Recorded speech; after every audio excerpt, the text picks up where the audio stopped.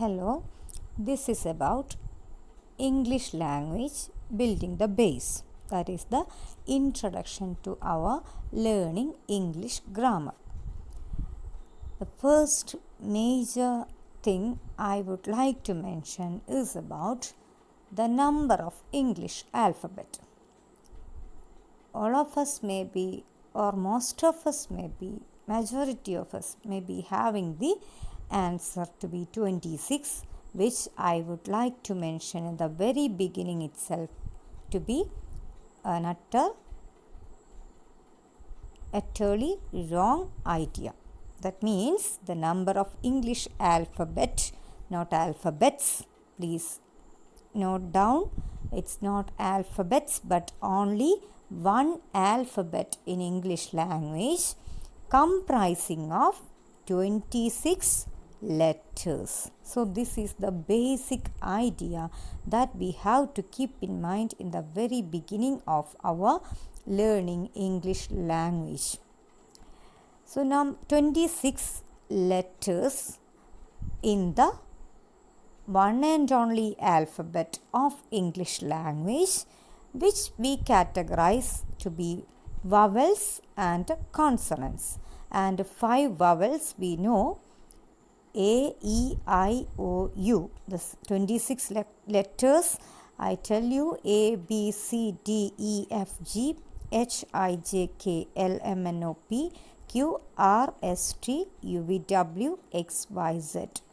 So among those, we categorize these to be basic categorization, that is with the 5 vowels and 21 consonants. And next basic idea is about words. So these letters combine to form words.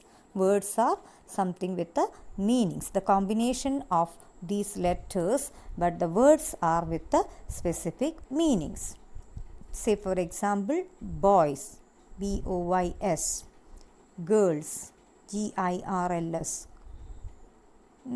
mother, M-O-T-H-E-R, father, F-A-T-H-E-R. So these are words which are comprised of, which actually the letters combine to form these words.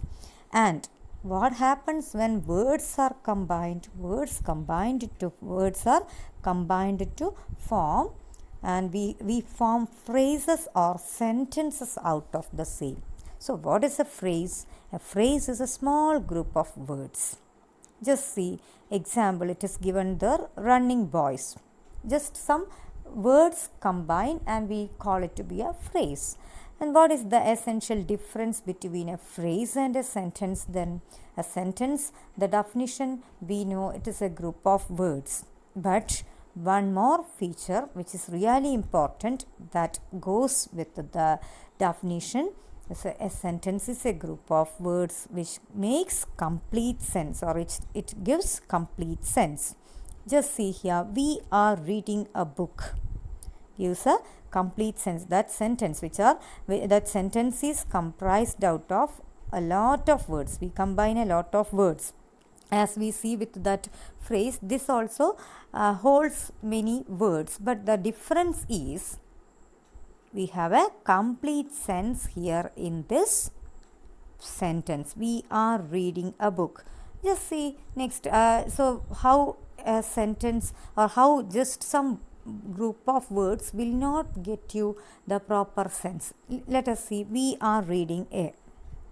That also is a group of words, but the problem is there is no complete sense. We are reading a what? We do not know. So that it's not just, this is not just enough that we have a group of words, but to call it a sentence, we need that group to bring. The group combinedly, when it forms a structure, should give you a complete sense. Then only you call it to be a sentence. So that is the first part of our learning, the basic of English language.